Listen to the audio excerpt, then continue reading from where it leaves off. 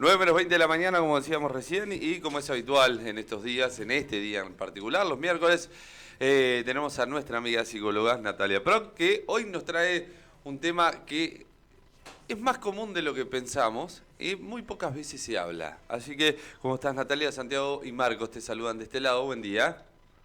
Hola Santi, Marcos, sí, bien, acá, arrancando. Bien, con solcito, buena temperatura hoy, así que totalmente agradable. La semana corta viene bien, Sí, sí, sí, sin lugar a dudas. nos ayuda para mentalizarnos. Es así. Bueno, sí, hoy, como decíamos, vamos a hablar de los trastornos de la conducta alimentaria, sobre Ujú. todo pensado desde los jóvenes, ¿no? Desde los adolescentes, que tanto se ha venido hablando el último tiempo. Es así, es así. Es algo que hasta sin saber que estamos haciendo eso, lo estamos haciendo en sí. Sin saber que tenemos un trastorno alimenticio, lo estamos haciendo. Claro, sí. A ver, hay muchos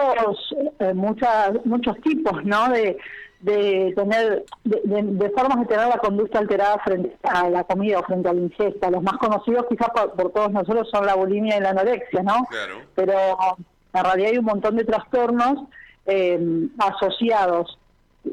Lo que uno quiere puntualizar es lo que nos pasa, ¿no? Frente a cuando aparecen estos trastornos. Son cuadros que sostienen, si nos lo ponemos a pensar, un vacío, ¿no? Y aparece predominantemente en la gente joven y en los adolescentes.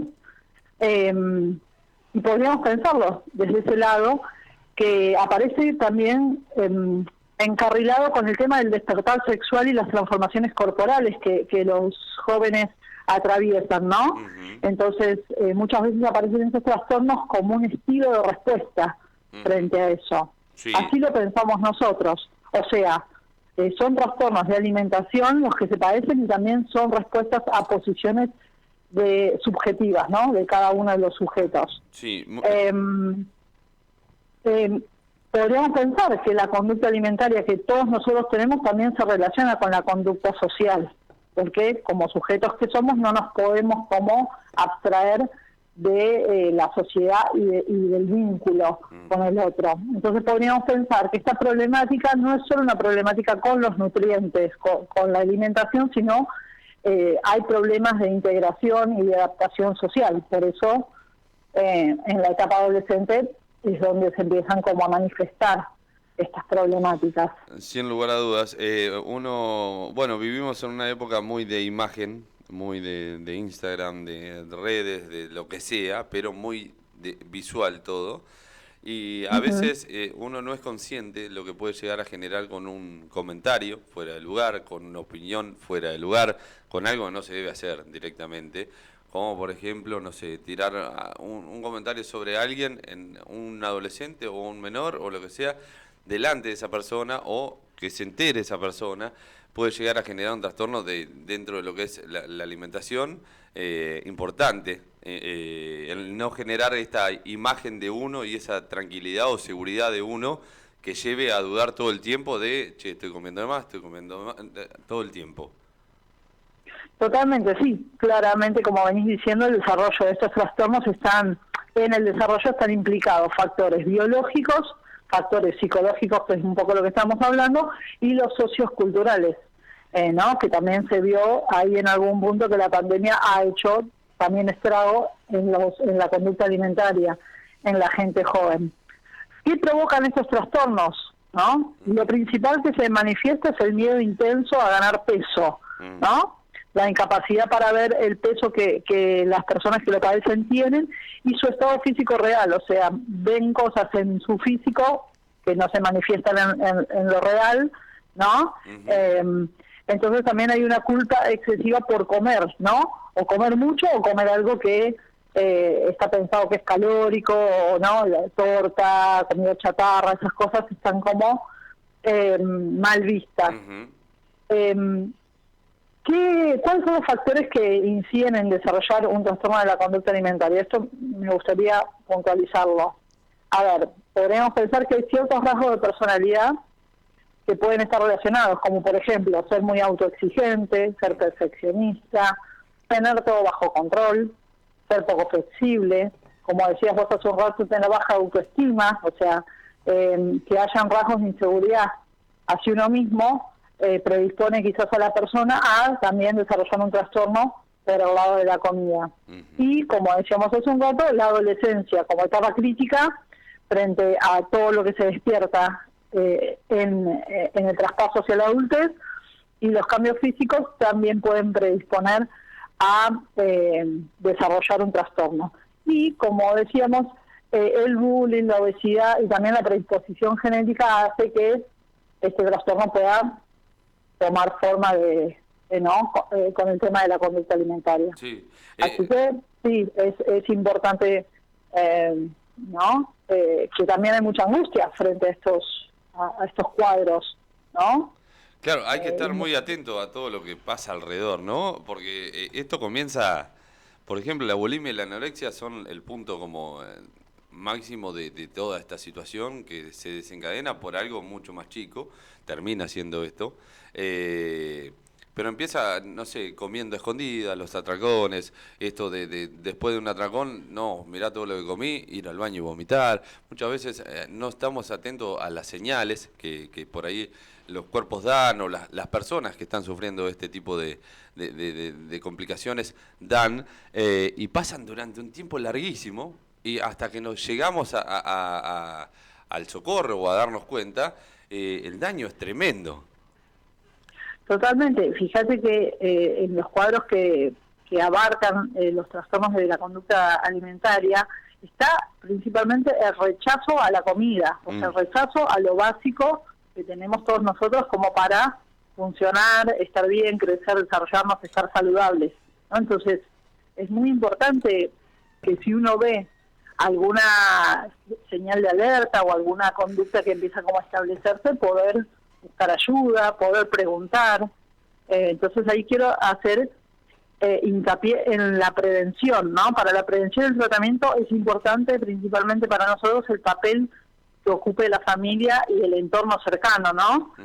Es indispensable que la persona que está atravesando una situación así esté en un entorno donde haya buena convivencia, donde haya buena comunicación, donde se posibilite poder hablar de esto que le pasa, ¿no? Y que no sea justamente silenciado o juzgado, como decías hace un rato, que no se tenga en cuenta o se minimice por esto de, bueno, es adolescente, ya se le va a pasar, porque puede quedar dentro de la etapa adolescente, puede empezar a establecerse como un trastorno que dure por mucho tiempo, ¿no? Y que acompañe a la persona. Entonces, es importante esto, ¿no? Cómo educamos a poder aprender que hay que decir la verdad, y hay que ser honestos con nosotros mismos y con los demás. O sea, decir, bueno, estoy teniendo quizás un problema con la comida, porque no puede ser solamente...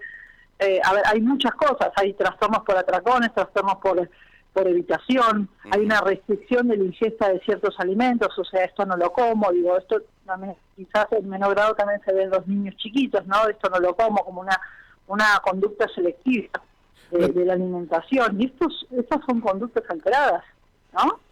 Una distorsión de la imagen corporal, hay una gama muy grande que podemos pensar en torno a los trastornos de la conducta alimentaria, pero si no se tratan estas patologías, se puede, como decíamos hace un rato, agravar la salud de la persona, surgen inconvenientes en el entorno familiar, en la escuela, con la sociedad en general, porque la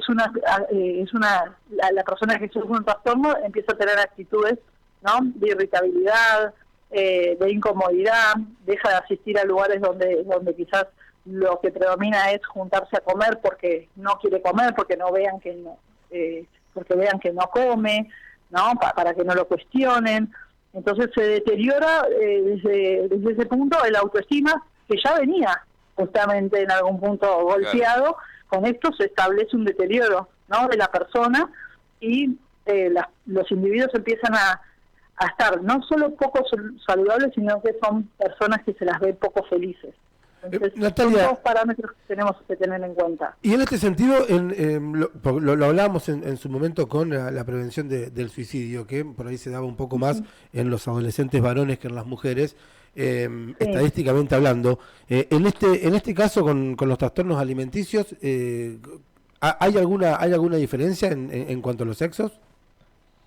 Sí, en realidad es más frecuente en la adolescencia, en los adultos jóvenes, pero es más frecuente en las mujeres que en los hombres. Y ahí volvemos a esta cuestión quizás de las redes sociales, lo que está socialmente aceptado, bien visto, lo que se vende, ¿no? Entonces las mujeres quizás quedamos más captadas a esta cuestión de lo corporal y de lo que se debe hacer para estar bien. Así que sí, hay una predominancia en las mujeres de estos trastornos más que en los hombres, pero igualmente en los últimos años en los varones también ha empezado a aparecer con mayor frecuencia, ¿no? Creo que como consecuencia de todo lo que de la era que vivimos, de la pospandemia, y de que también los hombres también han empezado a cuidarse mucho más respecto al físico, a la imagen, así que, pero es más frecuente en mujeres. Es algo contradictorio todo lo que pasa muchas veces, porque en una época donde, por ejemplo, esto que decís, el hombre empezó a cuidarse un poco más, por ahí esto de los alimentos más saludables está como más a flote, a su vez tenemos mayor cantidad de obesidad infantil, por ejemplo, mayor cantidad de trastornos alimenticios en personas adultos mayores y esas cuestiones todo el tiempo en nuestro país. La imagen que vale todo en lo que es redes sociales y la vida de un montón de personas se transforma en algo en lo más importante. Y a su vez este contrapunto con lo que te digo de todas las marcas tienen alimentos saludables, todas las marcas te venden lo que tiene que ver con los no conservantes, los no esto, los no aquello, es como que es una época rara. Es una época rara, pero justamente todo el tiempo nos convoca todo lo que hablamos, ¿no? La prevención del suicidio, esto de trastornos en la conducta de la alimentación, todo el tiempo nos convoca a pensar, bueno, ¿qué podemos hacer nosotros o qué hacemos nosotros o qué aporte hacemos nosotros como padres, como profesionales, como comunicadores, como para prevenir, para informar, y también nosotros mismos? ¿Qué me pasa cuando veo que eso es lo aceptado o veo en el hijo de algún conocido que no se lo ve bien, que se lo ve más flaco, ¿no? Nos convoca a qué hacemos con eso, claro, ¿no? Porque claro. como decís, la sociedad, y ahora se habla mucho más, está padeciendo un montón de cosas. Sí. Creo que es una cuestión de la época, pero también es una cuestión del malestar en la cultura, por lo que podemos pensar, ¿no? Sí, cuando hablamos de esto, por ahí venimos con creencias también un poco viejas en algunas cuestiones. Yo recuerdo cuando era chico, a los 8 años, claro, estaba excedido de peso en cuanto a lo que era mi estructura corporal, pero dicho por el médico, o sea, básicamente. A lo que las abuelas por lo general respondían, déjalo. Total, ya va a pegar el estirón, déjalo. Lo del médico fue claro, digamos, si esto sigue así, puede llegar a traer complicaciones a futuro en cuanto a diabetes, en cuanto a complicaciones en su cuerpo, en cuanto a lo que tenga que ver con la parte respiratoria, lo digestivo, bla, bla, bla, bla.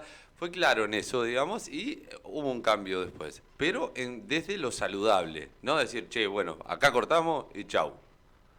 Muy bien, lo que pasa es que ahí uno puede tolerar y ser consciente de que hay que hacerlo gradualmente, claro, ¿no? Y de manera que uno no se frustre en el camino. El problema de estos trastornos es que estamos inmersos en un mundo donde hay que hacer todo inmediatamente. Exacto. ¿No? Donde no podemos esperar los resultados los queremos ver ya. Entonces ahí se piensa que con estos trastornos evitamos un camino, sí, evitamos un camino quizás de un descenso gradual de peso y demás, pero al mismo tiempo abrimos la puerta a un montón de problemáticas de las cuales no se habla y que por eso estamos aquí hoy hablando. Sí, esa es otra también. Como siempre agradezco el espacio. Esa es otra, los resultados milagrosos no existe, ninguno existe. Esto de meter la dieta keto, por ejemplo, a full para decir, bueno, listo, bajo 10 kilos en un mes, no hay que hacerlo porque no es saludable. directamente. El vivir con batidos de fruta y verduras nada más porque me dijeron que así bajaba, tampoco hay que hacerlo. Hay una alimentación que uno puede tener saludablemente, puede entrenar, puede no entrenar, puede hacerlo, pero lo milagroso no existe en sí. Ujú. Sí, hay que ser muy conscientes de eso. Es como que sí, buenos hábitos hay que tener, exactamente. Buenos hábitos, totalmente. Es así. Bueno, como siempre, recién agradecidas el espacio, nosotros te agradecemos a vos, Nati, por siempre enseñarnos un poco y explicarnos y contarnos de forma muy clara sobre los diferentes temas que charlamos. Así que Bueno, estaremos al te habla. agradezco. Estaremos en la comunicación. Que Bien. tengan todos buen día y buen fin de largo. Igualmente, ¿para os quedaron bien las uñas? Quedaron muy bien las uñas. Muy bien, Ya me perfecto. las estuvieron halagando. Me parece perfecto. Hasta la próxima, Nati. Bueno, hasta la próxima. Chau, chau. Chau, chau. Ahí pasaba Natalia Proc, amiga psicóloga del programa, contándonos y hablando un poquito sobre el trastorno alimenticio en jóvenes adolescentes.